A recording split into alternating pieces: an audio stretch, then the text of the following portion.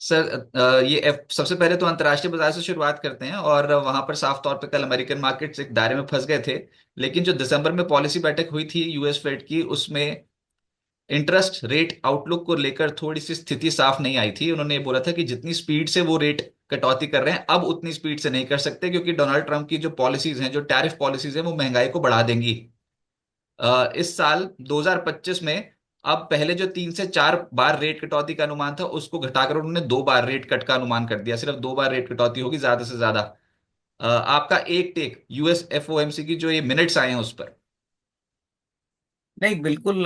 देखो रजत, मुझे लगता है कि जिस प्रकार से अभी इन्फ्लेशन का आंकड़ा है और जिस प्रकार से एक्सपेक्टेशन है कि ट्रम्प साहब जो भी पॉलिसीज अनाउंस करेंगे, इससे यही लगता है कि इंटरेस्ट रेट्स का गिरना at least in the short term possible नहीं लग रहा है। मार्केट ये अनुमान लगा के चल रही थी कि शायद रेट कट जल्दी आए, लेकिन अभी मुझे लग रहा है कि मार्केट को शायद थोड़ा सा यहाँ पे वेट करना पड़े।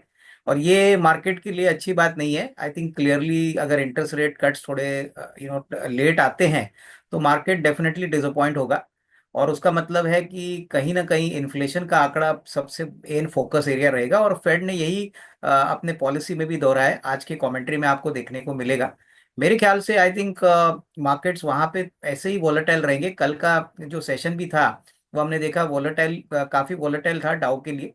हमारा सेशन भी कल अगर देखें तो देखिए, पहले सत्र में फर्स्ट हाफ में मार्केट डाउन था, उसके बाद थोड़ा पुल बैक आ गया, लेकिन अभी भी हम एक इनडिसेसिव रेंज में मार्केट चल रहा है। और अभी जैसे आपने कहा कि नतीजों का सीजन है, आज टीसीएस के नंबर्स है, टाटा एलेक्सी भी नंबर रिपोर्ट करेगा।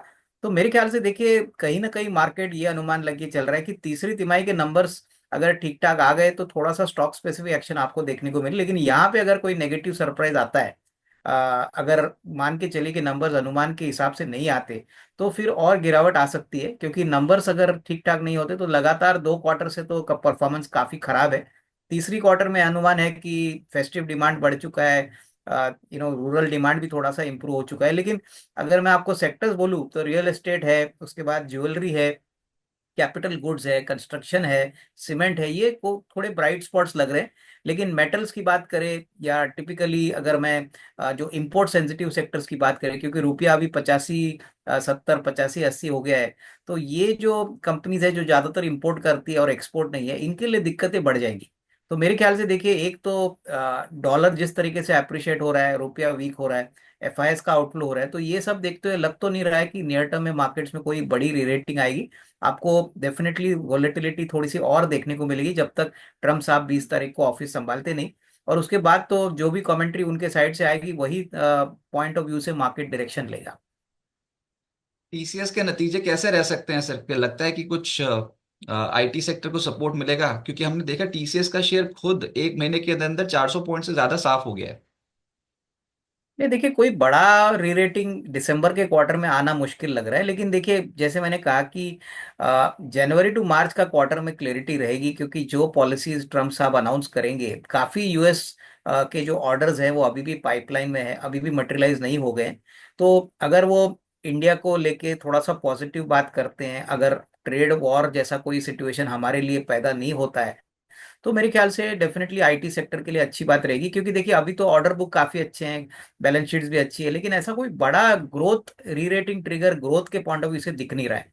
तो जो कमेंट्री रहेगी रजत, वो इंपॉर्टेंट रहेगा, क्योंकि सिर्फ आंकड़ों से मुझे नहीं लगता है कोई बड़ी उछाल आपको देखने को मिली। और आपने जो कहा कि 400 पॉइंट से टीसीएस घटा है, सर ये इसलिए घटा है क्योंकि मार्केट को डर लग रहा है कि शायद अगर यूएस से ट्रम्प साहब ने कोई नेगेटिव सरप्राइज अनाउंस किया तो उसका असर आपको जनवरी टू मार्च के क्वार्टर में देखने को मिलेगा। क्योंकि US continues to be the mother market, और ये मार्केट में अगर कोई दिक्कत आती है तो पहले तो सब लार्ज कैप में ही आपको इम्पैक्ट देखने को मिलेगा। तो मेरे ख्याल से जरा वेट करिए, आज नतीजे आएंगे, 7 बजे कॉन्फ्रेंस कॉल है, उसके बाद हमको एक थोड़ा बहुत अंदाजा आएगा कि कंपनी का जो नियर टर्म आउटलुक है वो कैसा बन रहा है। मैं इस क्वेश्चन को थोड़ा और आगे बढ़ाता हूँ। भी आपने चर्चा की भी है कुछ सेक्टर्स की, लेकिन नतीजों के ही लिहाज से आपको टॉप सेक्टर्स कौन से लग रहे हैं जहां पर फोकस करना चाहिए, रिजल्ट्स अच्छे आ सकते हैं? देखिए, जैसे मैंने कहा कि जो बी टू सी में ज्वेलरी सेगमेंट है, गोल्ड ज्वेलरी, जहाँ पे हमने टाइटन, कल्याण ज्वेलरी के बिजनेस अपडेट्स देखे हैं, बहुत ही तगड़े अपडेट्स आ गए हैं। सेंको गोल्ड का भी नंबर हमको लगता है काफी अच्छा आएगा। तो गोल्ड ज्वेलरी कंपनीज के ऊपर नजर रखिए। मुझे लगता है कि इस फेस्टिव सीजन में बहुत ही अच्छी बिकवाली हो चुकी है। उसके बाद रियल एस्टेट कंपनीज की मैं अगर बात करूं तो देखिए हमारा जो पसंदीदा स्टॉक है अनंतराज, वो तो नया हाई टच कर रहा है। डीएलएफ ने भी कहा है कि इस बार इनके जो क्वार्टरली नंबर्स आएंगे बहुत ही तोड़फोड़ नंबर्स आने की उम्मीद है। प्लस मुंबई मार्केट में अगर हम देखें तो ऑबरर रियलिटी है, महिंद्रा लाइफ स्पेस है, तो रियल एस्टेट एक ऐसा स्पेस है जो हमको लग रहा है कि बहुत ही तेजी से इन्वेंट्रीज बिक रही है। कुछ प्रॉब्लम नहीं दिख रहा है। और तीसरा सेक्टर जो हमको लगता है जो अभी चलने वाला है, जो अभी स्लोली ग्रीन शूट्स दिखा रहा है, वो सीमेंट है। सीमेंट में जो बड़े दिग्गज है वो तो ऑब्वियसली अच्छा करेंगे, लेकिन छोटी कंपनीज में रैमको सीमेंट है, हेडलबर्ग सीमेंट है, यहाँ पे फोकस करिए। मुझे लगता है कि सीमेंट एक ऐसा क्षेत्र है जो आने वाले बजट में भी हो सकता है कि गवर्नमेंट इंफ्रास्ट्रक्चर को पुश करे और उसका फायदा सीमेंट कंपनीज को मिले। तो ये गिने चुने दो तीन सेक्टर्स है। मैं समझता हूँ कि जो दूसरे बड़े फ्रंटलाइन सेक्टर्स है जैसे रेलवे हो गया, डिफेंस हो गया, ऑटो हो गया, यहाँ पे ऑलरेडी प्राइस जो कीमतें हैं शेयरों की वो काफी बढ़ चुकी है। तो यहाँ पे कोई बड़ा नया ट्रिगर आएगा ऐसा लगता नहीं है। हालांकि देखिए बजट में अगर कोई ईवी को लेके कोई बड़ी अनाउंसमेंट आती है तो ऑटो सेक्टर के लिए अच्छी बात रहेगी। बट ओवरऑल रियल एस्टेट और ज्वेलरी स्टॉक्स में मुझे लगता है कि सबसे ज्यादा परफॉर्मेंस अभी भी बढ़ सकता है, ऐसा मुझे लगता है। लेकिन सर थोड़ा डर का मूड माहौल है इस समय मार्केट में। आप मार्केट पे अभी क्या आउटलुक लेकर चल रहे हो? ये जो 23,688 के लेवल की क्लोजिंग होगी, क्या बहुत ज्यादा हम ओवरसोल्ड हैं, या फिर यहाँ से और गिरने का स्कोप अभी बाकी है? तो इसलिए क्योंकि जिन्होंने 26,000 के लेवल के ऊपर की पोजीशन बना रखी है उनको एग्जिट तो मिला नहीं, और जो यहाँ पर भी पोजीशन बना रहे हैं उनको भी एग्जिट नहीं मिल रहा। बहुत ही जबरदस्त पिटाई हो रही है स्टॉक्स की, और इंस्टीट्यूशंस में भी कुछ एफआईज के आंकड़े देखो तो वो डराने वाले ही निकलते हैं रोज। ये देखिए मेरे ख्याल से मार्केट अभी इस लेवल पे पहुंचा है कि प्योरली अर्निंग्स ग्रोथ से तो री रेटिंग आएगी नहीं, और लिक्विडिटी जिस प्रकार से एफआईआई अभी मार्केट से निकाल रहे हैं वो भी एक डेफिनेटली नेगेटिव बात है। देखिए मैंने पहले भी आपको कहा कि जब तक रुपया स्टेबल नहीं होता और जब तक एफआईआई का आउटफ्लो बंद नहीं होता तब तक मार्केट डेफिनेटली एक थोड़ा सा वीक विकेट पे रहेगा। और हालांकि देखिए एसआईपी फ्लोज तो इंडिया में बहुत अच्छी तरह से बढ़े हैं, 25,000 करोड़ महीना हो चुके हैं, लेकिन फिर भी जब भी एफआईआईज बेचते हैं तभी मार्केट का मूड बदलता है। और मुझे लगता है कि अभी तो एफआईआईज ने पूरी बिकवाली की नहीं है, थोड़ा बहुत ही बिकवाली का प्रेशर आपको दिख रहा है। तो कहीं ना कहीं देखिए नतीजों अगर इन लाइन या एक्सपेक्टेशंस पे नहीं आ गए तो ये एक बड़ा नेगेटिव सरप्राइज रहेगा, क्योंकि मार्केट चाहती है कि एटलीस्ट कॉर्पोरेट परफॉर्मेंस ठीक ठाक हो, कम से कम पहले दो क्वार्टर के मुकाबले में तीसरी तिमाही अच्छी हो। तो मार्केट उसी को लेके आगे बढ़ेगा। अगर मान के चलिए कि आईटी को छोड़ दीजिए, बाकी दूसरे सेक्टर्स में कोई बड़ा पॉजिटिव सरप्राइज आता नहीं है, नंबर्स अच्छे आते नहीं है, तो फिर बाद में तो और भी बिकवाली आपको देखने को मिलेगी। क्योंकि देखिए क्लियरली मार्केट अभी अनुमान लगा के बैठा है कि कम से कम बजट के पहले क्वार्टरली नंबर्स इन्वेस्टर्स को निराश न करे। बजट में तो काफी एक्सपेक्टेशन है। आई मीन ऑलरेडी थोड़ी बहुत बजट की रैली पहले मार्केट ने कहा था कि शुरू हो चुकी है, लेकिन बजट में क्या आता है वो कहना मुश्किल है, क्योंकि गवर्नमेंट एक साइड पे तो जीएसटी का दौरा बढ़ाना चाहती है, दूसरा इनकम टैक्स को लेके, कैपिटल गेन्स टैक्स को लेके अगर कोई बदलाव आते हैं तो मार्केट्स को डेफिनेटली अच्छा लगेगा। बट ये एक्सपेक्टेशंस है, बट मार्केट एक छोटे दायरे में रहेगी, इसमें कोई बड़ा अपसाइड या बड़ा डाउनसाइड आप एक्सपेक्ट मत करिए। अभी तो नतीजों का सीजन है जनवरी से, तो आपको ज्यादातर stock specific activity based on performance ही देखने को मिलेगी। सर जब तक मार्केट चल रहा था तब तक कोई शिकायत भी नहीं थी किसी को, और जो भी पैसा डाले उसका पैसा लगभग तय था कि बढ़ेगा, चाहे म्यूचुअल फंड में डाले या फिर स्टॉक मार्केट पे। और ये जो मिड कैप और स्मॉल कैप शेयर्स है इन्होंने तो गजब कर रखा था स्टॉक मार्केट पे, बहुत ही तेज गति से चल रहे थे, अब उतनी तेजी से उतर गए। अब मिसाल के तौर पे सिर्फ कल का ही ट्रेडिंग सेशन देखें तो डिक्सन को क्या हो गया, पेटीएम को क्या हो गया, ये अचानक से 8-8% क्यों नीचे आ गए एक ही दिन में। तो ये समझ में आता है कि मिड कैप और स्मॉल कैप्स भी खरीदोगे तो फिर कोई इतना इजी एग्जिट नहीं मिलेगा। आपकी राय क्या ये अभी तनाव बना रहेगा मिड कैप और स्मॉल कैप स्पेस में?